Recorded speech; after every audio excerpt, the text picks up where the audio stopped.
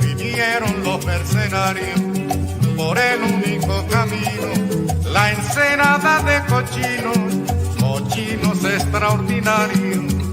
Por allí vinieron, pero allí quedaron.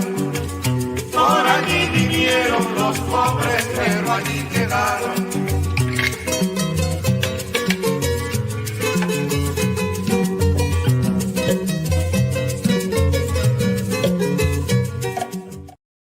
Olá, bem-vindos a mais uma atividade desse sexto Salão do Livro Político, que iniciou no dia 24 de setembro e termina hoje, 3 de outubro de 2021, domingo. Eu sou Ivana Jinques, uma das organizadoras do evento. Com o tema Livros que Gritam, o Salão do Livro Político conta com a participação esse ano de 68 editores independentes. E é uma realização da Boitempo, da Autonomia Literária, da Anita Garibaldi e da Alameda, com a PUC de São Paulo. E conta com o apoio da Fundação Rosa Luxemburgo, João Agabeira, Perseu Abramo, Maurício Grabois e Astrogildo Pereira. E também com o apoio da Casa Rex e das editoras do SESC, Estação Liberdade e Perspectiva. Nós tivemos um curso sobre o fascismo e uma série de debates e entrevistas com alguns dos autores mais importantes na defesa de uma sociedade mais igualitária. E essa programação inteiramente gratuita vai até essa noite. Ela está toda disponível no endereço salãodolivropolitico.com.br. Também nesse endereço vocês encontram a lista das editoras participantes e uma série de títulos com descontos que vão de 20% a 50%. São livros que gritam por democracia, por justiça social, contra o fascismo e a ultradireita. Esses descontos estão no site das próprias editoras, já atribuídos no valor dos livros, ou através do cupom VI Salau, tudo em caixa alta, sexto salão em romano. Essa conversa de hoje entre Flávia, Biroli e Wendy Goldman foi gravada para poder ser apresentada aqui com legendas. Ela está sendo transmitida nos canais do Salão do Livro, da Boitempo, da TV PUC e da TVT, entre outros. Eventuais questões ou sugestões que surgirem aqui no chat serão encaminhadas a elas depois. Esperamos que vocês gostem desse debate, que se inscrevam no canal do Salão do Livro, que difundam vídeos e livros por um mundo melhor e que prestigiem a edição independente. A programação segue e termina hoje à noite com uma conversa sobre a uberização do trabalho. E agora vamos a Flávia, Biroli e Wendy Goldman. So I want to talk today about some current problems that we're facing globally, and also how these relate to some very radical solutions that were proposed by Bolshevik feminists over 100 years ago. The global pandemic has laid bare two very painful issues, which are also closely connected to each other. The first is a question of class. In the United States and other countries, as businesses, schools, restaurants, and daycare centers shut down, many people began working from home. But society still needed what we call here in English essential workers in order to function. These were not only people who worked in the hospitals, but they were also teachers, delivery workers, bus and truck drivers, garbage collectors, grocery store and postal workers, warehouse workers, and people who work in nursing homes. Many of these essential workers, who are absolutely critical to the functioning of our society, are also the people who are paid the most poorly and who receive the fewest benefits. The second question that was raised by the pandemic was a question of gender. So as the schools shut down, women once again became responsible for the full-time care of children and the household, often when they themselves were trying to do their own salaried jobs remotely. This created a crisis there was a huge collision or conflict between reproductive labor and waged labor. Now, the Bolsheviks in 1917 were the very first to advance a full program to resolve this conflict between reproductive and waged labor. And by reproductive labor, I mean all the labor that involves reproducing and caring for family members, the young, the sick, the old, the household labor that allows waged workers to be fed, clothed, cared for, and also supports those who are too young, too old, too sick, or too disabled to work. This work, which has historically been performed by women for no wages, is also a form of affective or emotional labor. Yet at the same time, it's necessary to every society and every economy. And in a sense, the pandemic has sent us back to a pre-modern rural age when reproductive labor and farm work were not separated. Except now, under modern conditions, childcare has been coupled with waged work that demanded undivided attention to the computer. So the pandemic laid bare the difficulties, I think, of combining waged work and reproductive work by heightening these difficulties to almost undoable proportions. And it also laid bare the class issue of our most essential workers who put their lives on the line, disproportionately fell ill and died, and have still received the least reward for doing so. Now, when the Bolsheviks came to power in 1917, they advanced a truly radical agenda for women's emancipation. They had a vision that rested on 4 principles. The first was that women would become independent from men through access to an independent wage. In other words, women would enter the wage labor force. The second was that all household labor and childcare would be socialized. And I'll talk a little bit more about that in a minute. The third was people would be able to come together and to separate freely on the basis of love and not on the basis of economic considerations. So if people no longer wanted to stay together, they would be free to separate. Everyone would have access to an independent wage, children would be fully supported, and people could come together and separate according to their emotional feelings rather than economics.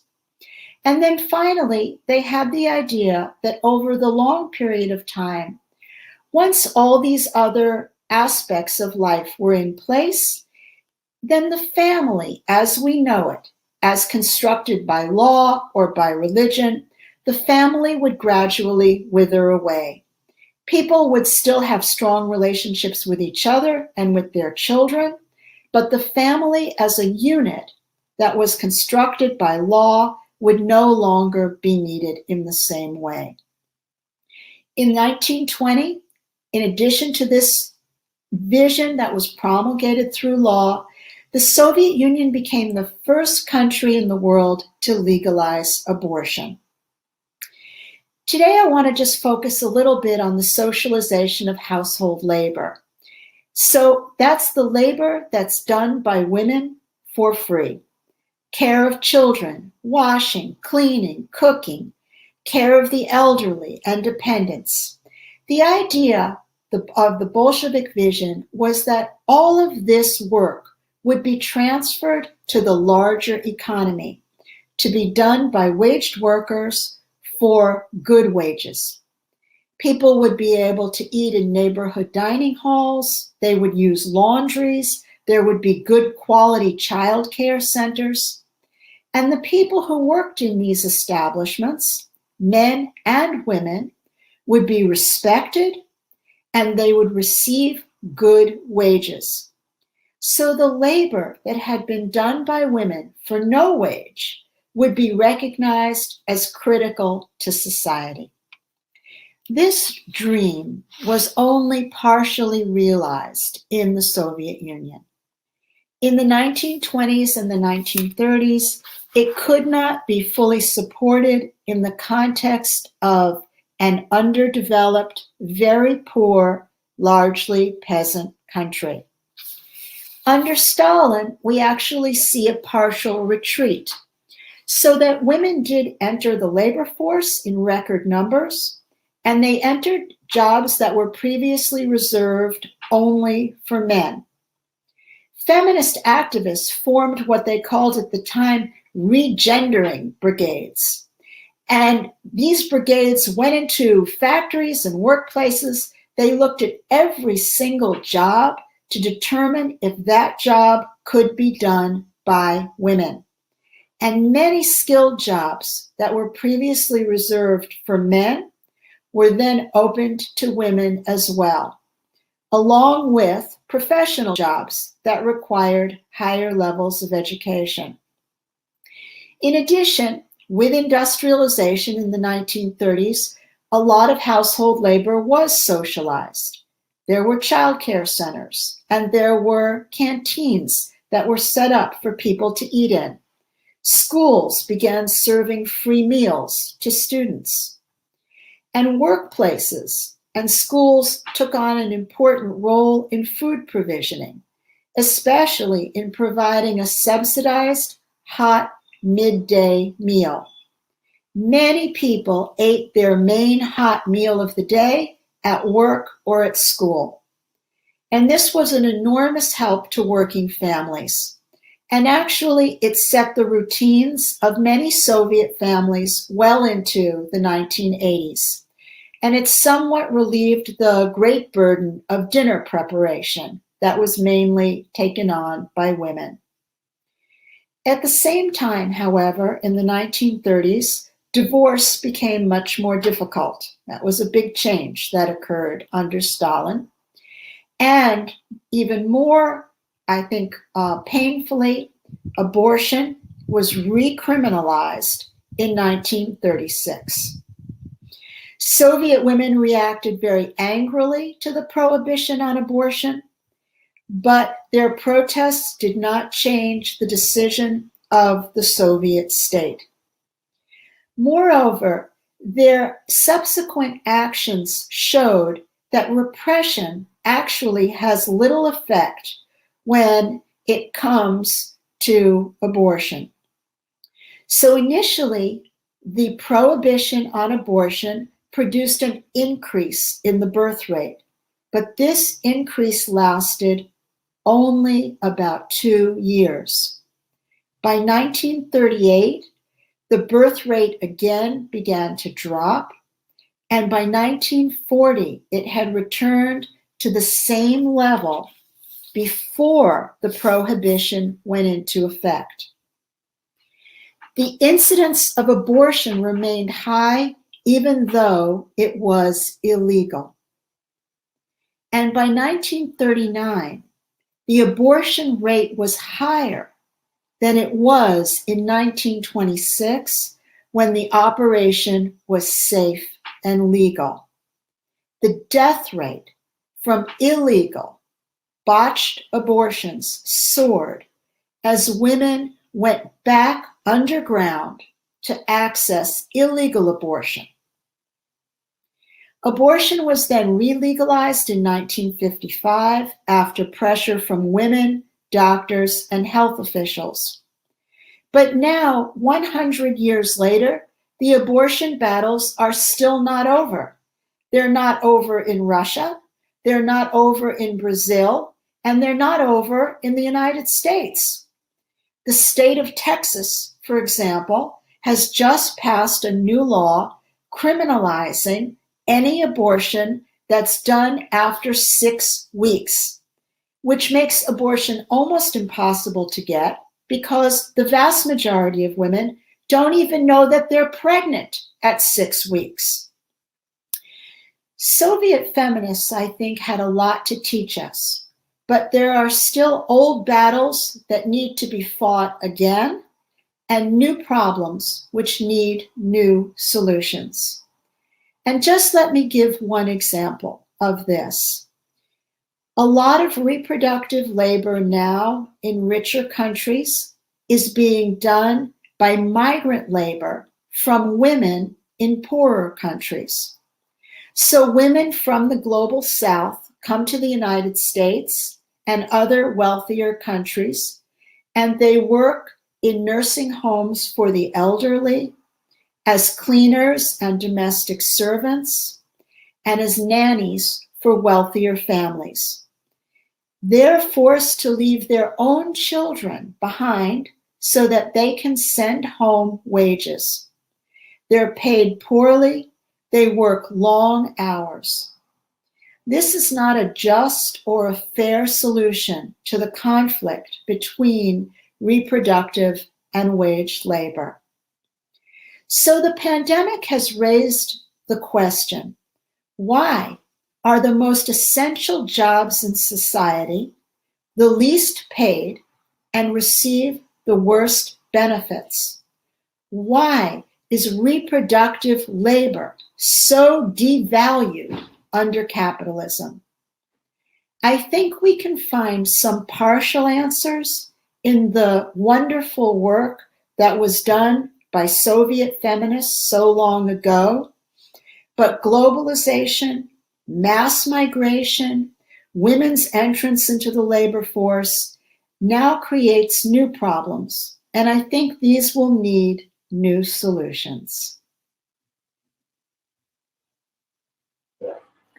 Thank you so much for your presentation, Wendy. It was really very, very interesting to listen to you, having read your work. So I'm very happy to be here and to be able to bring some questions so that we can hear you more about them.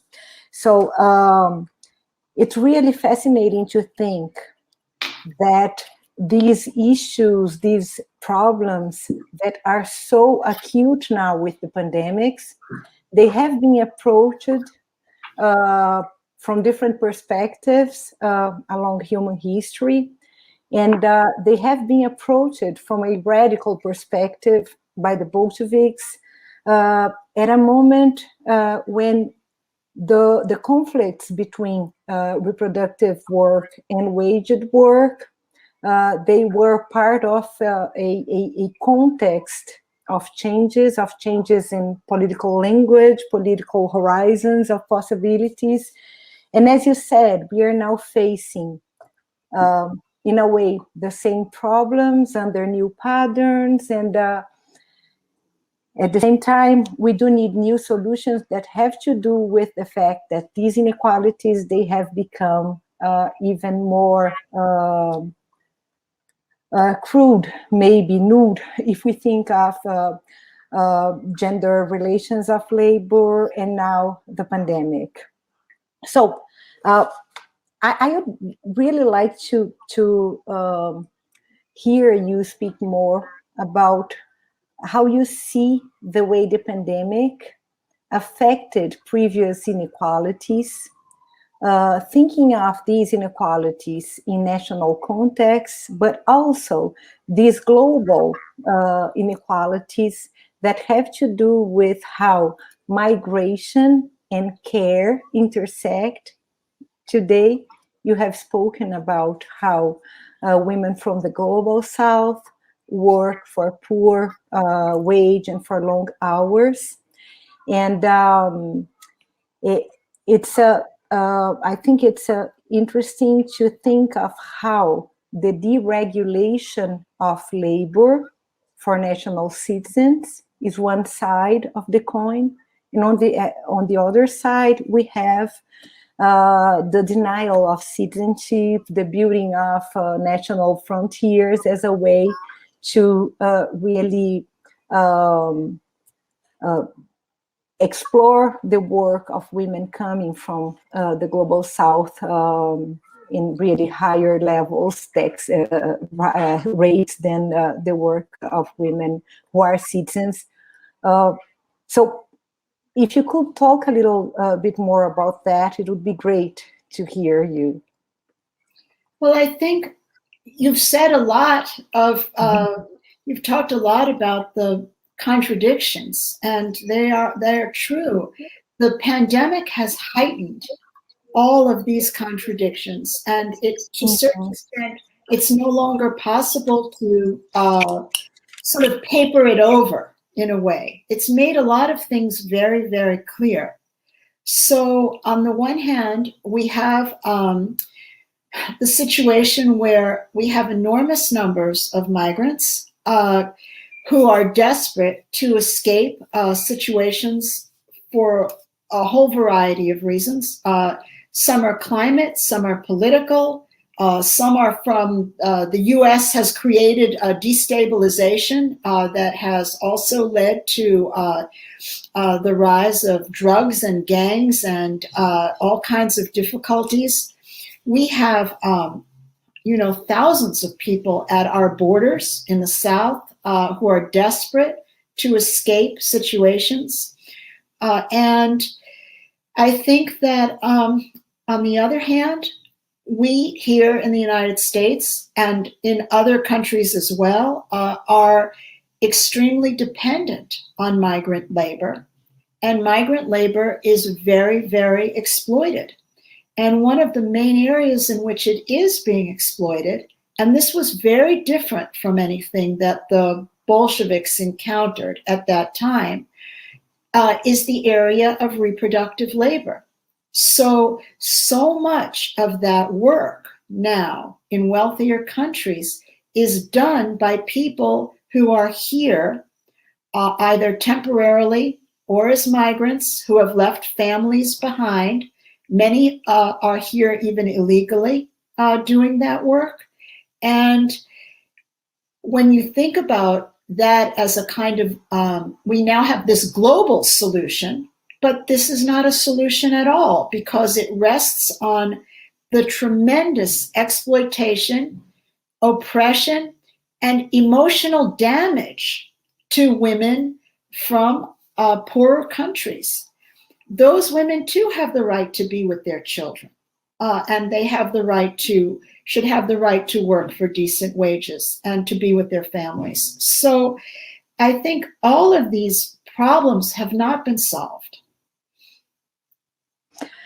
It's so important to have this idea of a solution which rests on tremendous exploitation of specific groups of women. This is not a real solution for a more just world in which gender, class, and race do not mean precariousness of women when they come together, and that's what we see in this current context so clearly.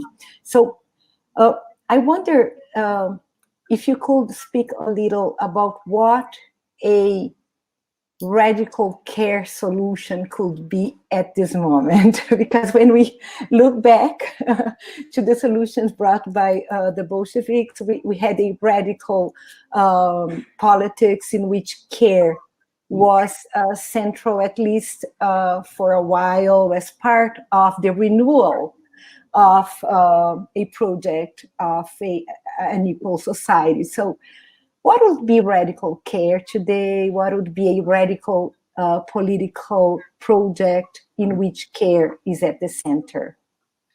Well, I can think of a number of things that would be important. So let's start first with wages.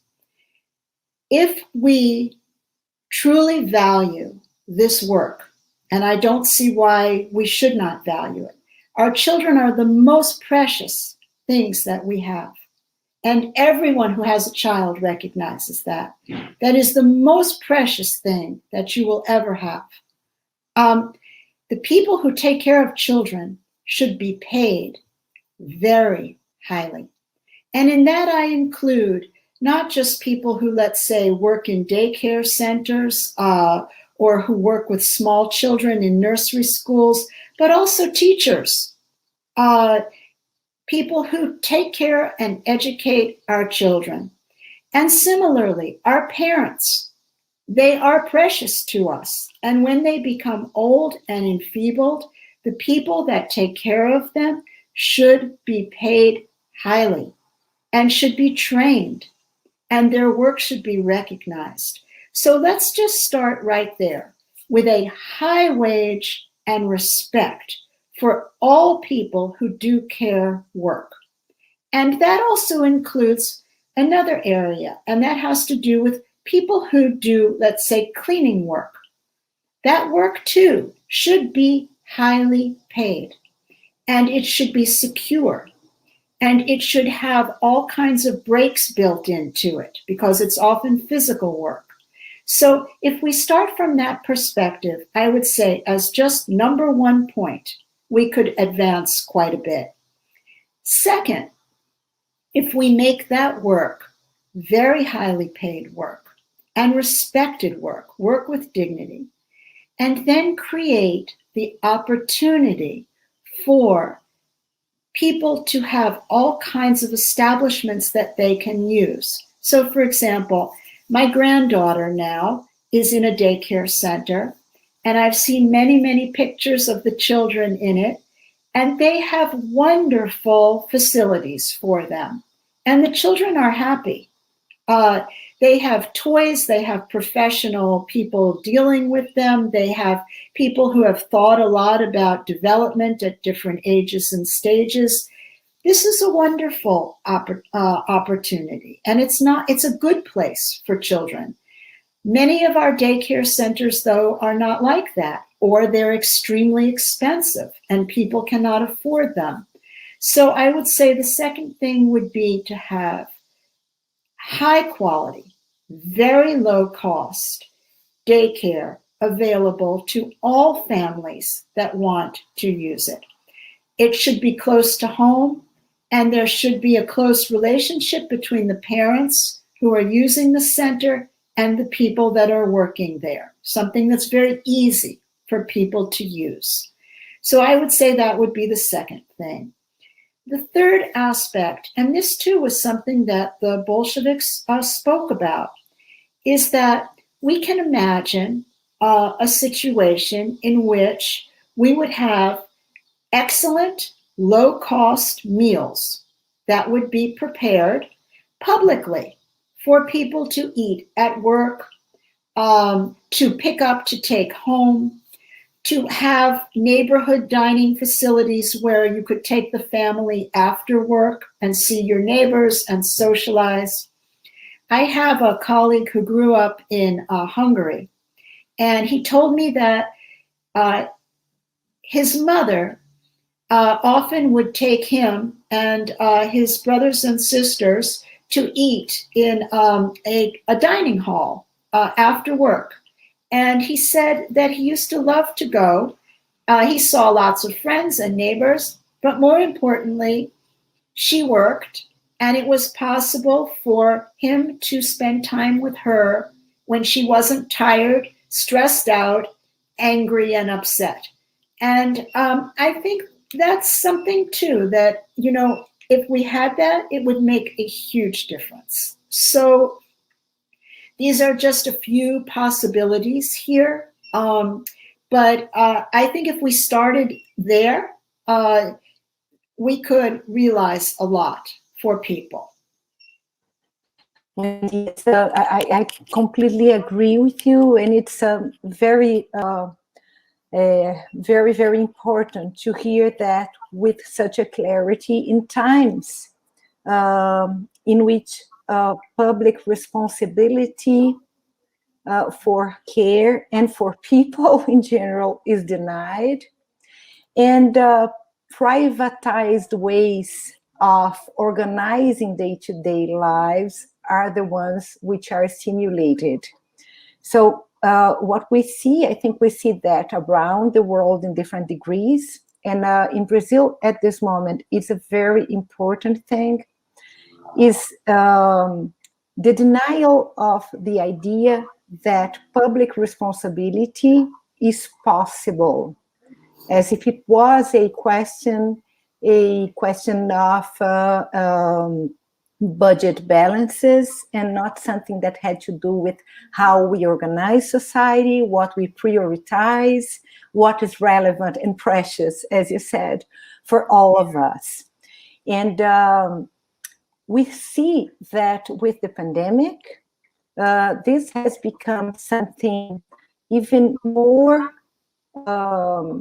expressed by our authorities, at the same time that in Brazil, our government, our president denies responsibility for the pandemic.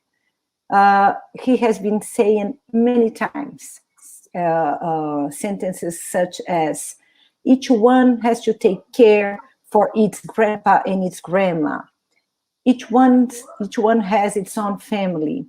And it's interesting because this comes together with a ultra-conservative rhetoric of defense of the family. And that's my point here. I'd like to, if you could speak a little bit more about that. I know that in the United States, we have similar things. So what's being presented as a defense of the family comes with politics which are actually based on people's insecurities, on the precariousness of work and life. So from a progressive perspective, if we think of the left in a broad perspective, how can we speak of the family, of the value of care, children, in a way that we don't allow them to actually kind of steal these precious ideas and merge them in precariousness, as it has been happening? So if you could just give us your thoughts about that, it would be really great. Well, we had a very similar set of ideologies and policies under Trump.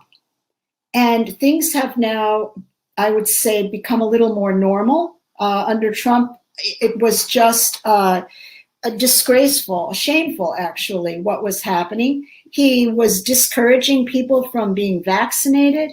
He was creating huge racial and other kinds of divisions within society. It was really, really a bad situation. But overall, I would say privatization is an attack on the family. It's a vicious attack on the family. Privatization is very helpful for wealthy people, and they can hire the best services, and they don't do this work themselves. They bring in people to care for their children, to care for their elderly relatives, to care for the sick, to care for people in their family who may be disabled. They don't pay those people much. So they have their own domestic cleaners. They have all of this work they outsource to then people who then they say to those people who have their own families but work long hours a day for their family, why don't you take care of your families? So I see this as it's a class attack on the, it's such a hypocritical and cynical class attack on the people that take care of your family, but their families should have nothing. Their families, their children should run in the streets. Their children should have no care because they then are hired by the wealthy to care for their families. So privatization to me and the conservative approach is simply an attack on all poor and working families. In other words, the people who actually do the work for the wealthy. we need a solution that works for all families. Just because a woman is poor, it doesn't mean she loves her children any less than a wealthy woman does, or that she wants anything worse for them. She wants the same for them. She wants them to be cared for and loved and to have the best education possible. She wants all those things, and she wants to spend time with them. So we need a solution, I think, that works for all women all around the world and doesn't take women from one region, fly them thousands of miles to another region, to work in a situation where they then see their own children maybe 2 or 3 times a year, and their wages are necessary so that their children will not starve. That privatization has no solution for that. Yes, of course. And when you mentioned the context of the pandemic and the fact that schools and daycare, they had their activities interrupted. I don't know if you've heard about that, but Brazil was the country of the world in which a greater number of children and teenagers had no school, not remote or presential school, between March 2020 and February 2021. So as a consequence, or at least one of them, we now have a throwback in women's participation in labor waged force of 30 years. It went back to 1991.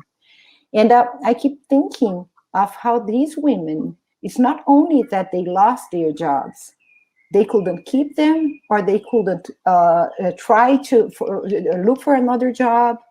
So in a way, it's as if they were put between a very hard choice.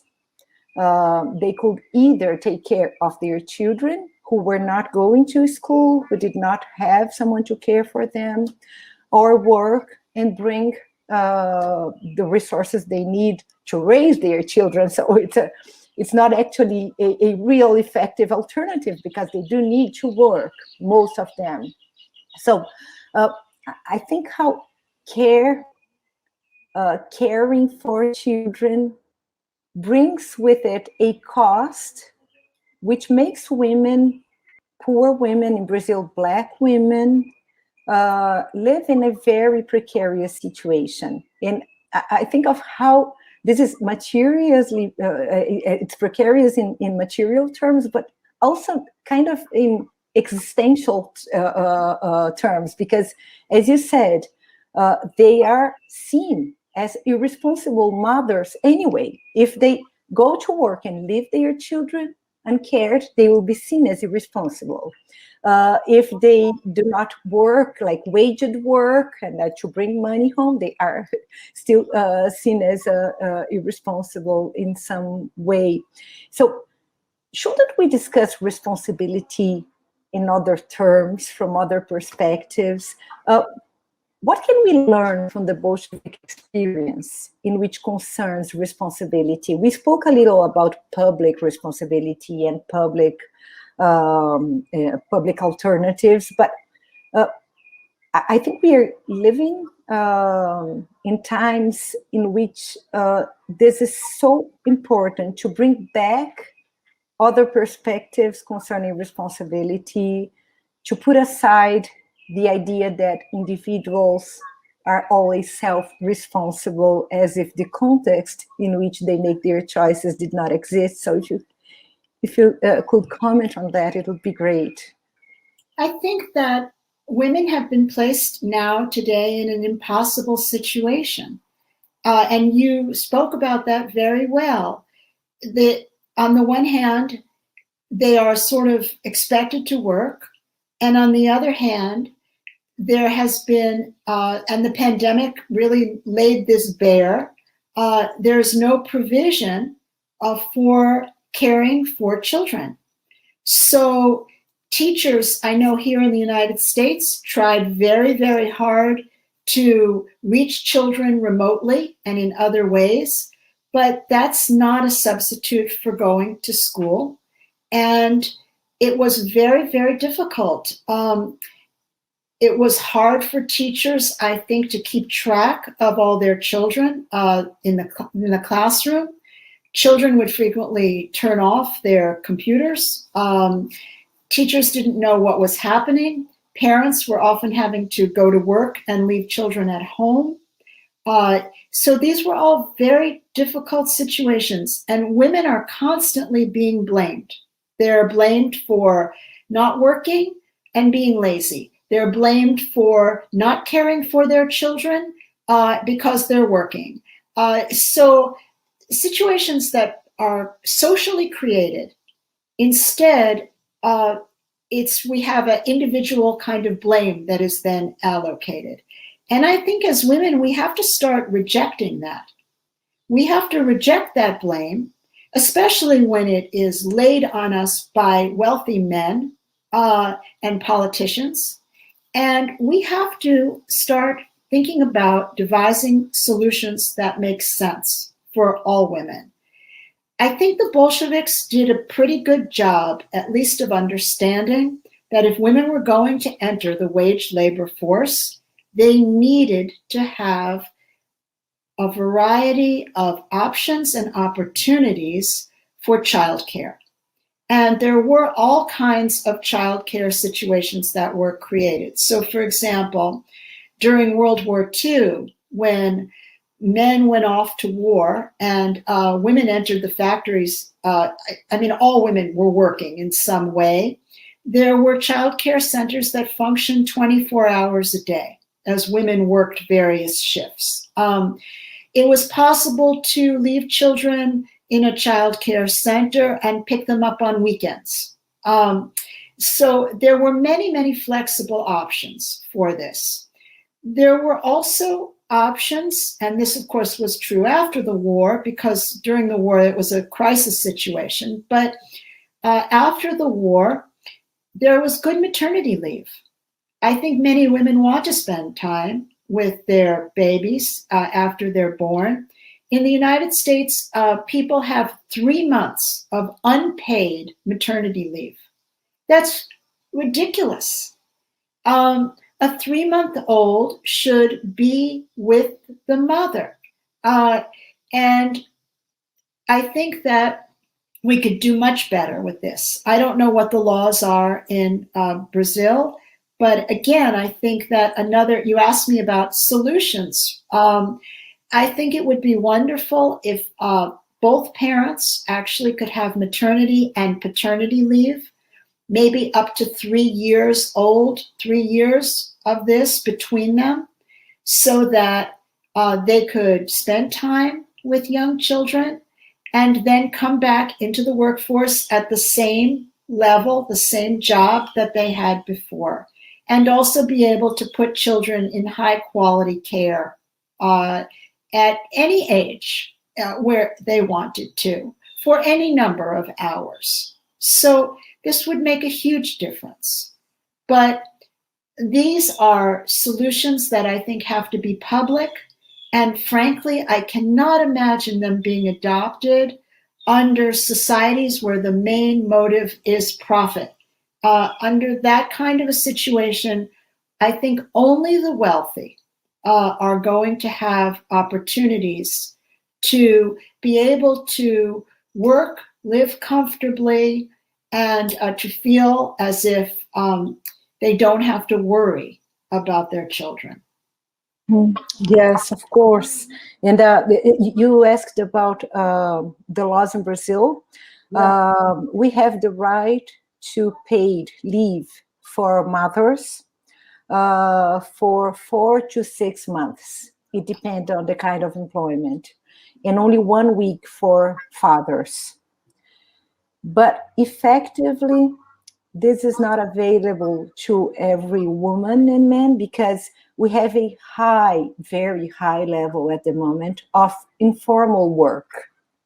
So, the unemployment rates now in Brazil are over 14%. Among Black women, they reach 21%. And among the employed, the waged workers, we have a very high percentage of informal workers, and this has been actually growing with the pandemic. So this means that the law is not really effective for most people. And this has to do with the fact that maternity can be a kind of burden, at the same time that women are really judged different according to their race, their class, but what we see is that they live motherhood in ways that have to do with what they have available, their context, their conditions. And when we speak of how motherhood is differently lived, differently experienced, we could think of abortion as well, right, Wendy? So you mentioned the new Texas law and the situation in the States. And in Brazil, abortion is a crime except for 3 situations: when the pregnancy is the result of violence, of rape, when there is a risk of death for the mother, and when there is a fetal anencephaly. These are the 3 exceptions to the criminalization. But what we see now is a very open attack against the possibility for women to be able to have an abortion under these 3 cases. Yeah. So this is, it's interesting because there are no effective conditions for mothers to take care of their children, but at the same time, there is a real backlash against the possibility of abortion in cases which are actually part of our laws. So how do you see this backsliding in the conditions to be able to get an abortion in the United States, and all these disputes concerning reproductive rights around the world today? Why is this going on under these patterns? What do you think? I think part of it is due to the religious right wing. What's interesting about that, though, is that, the Catholic Church, at one point, up through the Middle Ages, actually believed that abortion was okay before quickening. In other words, it was before the mother could actually feel the fetus. Now we're at 6 weeks. They are just trying to chip away more and more and more at this right. So partly I think it's the extreme conservatism of religious authorities, but I also think it has something to do with control. This very powerful patriarchal desire, need to control women's ability to make decisions about their own bodies. There is something very threatening about that to patriarchy. And in a way you can see why, because that ability to make a decision about whether or not you will bear a child is fundamental to women's independence, autonomy, and very selfhood. It is the most fundamental right. The idea that women should be forced to bear children is something that goes against, I think, what every woman knows in her heart to be wrong. Because women know that it's not just a question of carrying a child, but they also think to themselves, how will I care for this child once it's born? So the joke here in the United States is that the right-wing politicians believe that life begins at conception, but it ends at birth. In other words, once the baby's actually there, they couldn't care less about whether that baby is cared for, who will care for it, how it will be cared for, whether it will grow up in poverty and need with a mother that cannot care for it, none of that matters. What matters is the fetus. And that's crazy. So, we're still fighting these battles now. It's 100 years later, and we're still fighting this battle. Yes, it's what we have seen in Latin America and in Brazil in particular is a backlash in which the right to an abortion is at the center, as it was prior to this backlash. But now we really see a reaction against any attempt to think of gender roles in a equal way. Like the fundamentals of gender equality are being put in check. But at the same time, fortunately, these debates, they are now everywhere. Wendy, in Brazil, in Latin America, feminist movements have been very capable of setting this agenda in a radical critical perspective, with the feminist strikes and the fight against violence. So it's interesting to see how resistance is bringing a critic of violence together with a critique of capitalism, and reproductive rights are, of course, at the center of this fight as well. So, but if you allow me a last question, I'd like to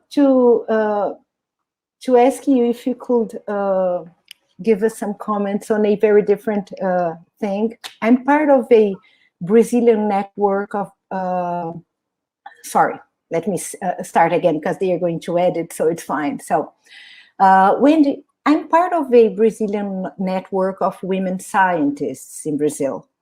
And we are trying to make women scientists' work more visible, and at the same time to approach in critical ways the very difficult patterns of accommodation between academic work, productivity, and family, motherhood, dimensions of life which have to do with reproductive work, social reproduction. So I know we are in many ways in a very privileged role perspective in terms of class, but gender does make a difference in academic life. So would you have any comment concerning that? Do you think that this radical approach that we have been learning from the Bolsheviks could tell us something about how we could deal with sexism and this distance between reproductive work and academic work nowadays? This is a very difficult question, and it's really hard for women. I mean, it's hard for women academics, and I can speak about this personally. I raised 2 children at a time when I was trying to get tenure and to become, a full part of my department. When I first began working, there were not that many women in the universities and in academia. And I think it was even harder for women in the sciences because they had to spend long hours in the labs. And as a result, it was very hard for them to combine science work with motherhood. As a matter of fact, my closest friend in college, she was remarkable. She got a PhD in biology. She got a very, very good job in a university after she got her PhD, and she had funding for an elaborate lab. She was expected to spend 12 hours a day in that lab, 6 days, 7 days a week, and then she had a baby. And she ended up having to leave the sciences.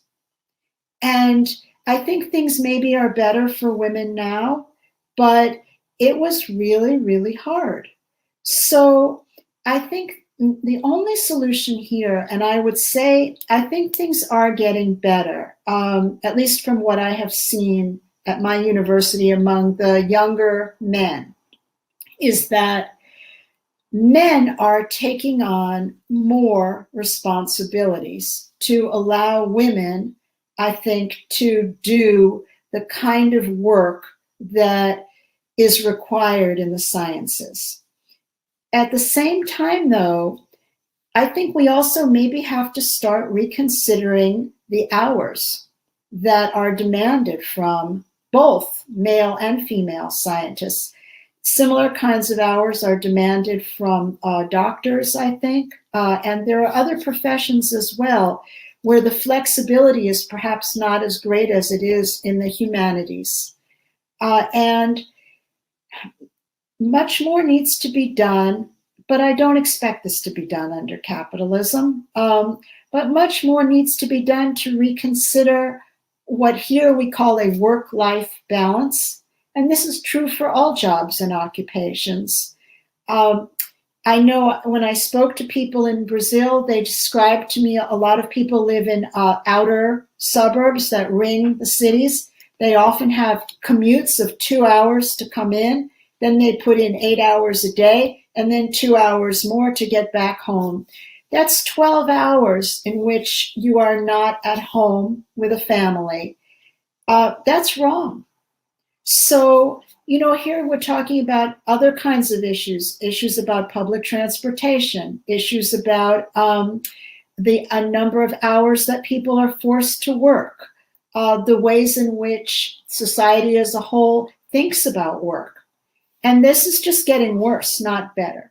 The expectations for work, I think, in every single area, from manual work all the way through mental work, is just that you should be involved with work 24 hours a day. And that's not a prescription for a healthy life for families or for women or for men or for anybody. Of course. And if you think of how this connects to waged domestic work, because many of us around the world then end up having to rely on paid domestic work of other women who are generally poorly paid, Black women. So I'm saying, and generally that's how the arrangements are in a country like Brazil, not because of immigration, because of internal inequalities and how they end up producing a gendered division of work, which is racialized and of course has to do with class inequalities as well. So Wendy, I want to thank you very much. I think we have spoken of many issues, and I particularly enjoyed hearing your approach of our possible solutions and how a radical care language could be part of a radical political project, as I have put myself, but I really loved your comments on that. And I'd like to know if you'd like to say anything just to end our moment here.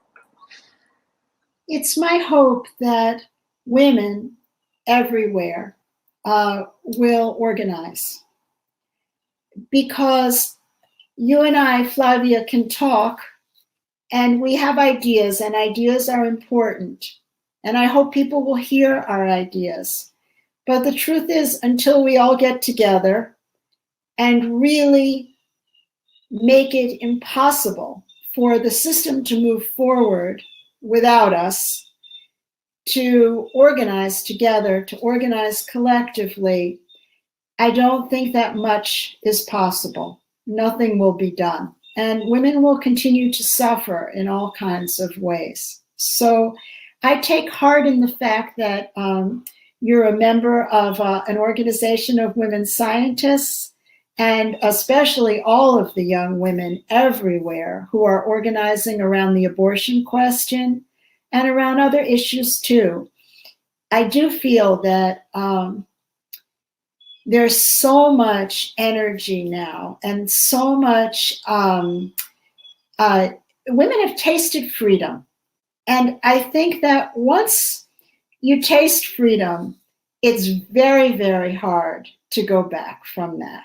So it's my hope that we will see a lot of organizing in the years to come.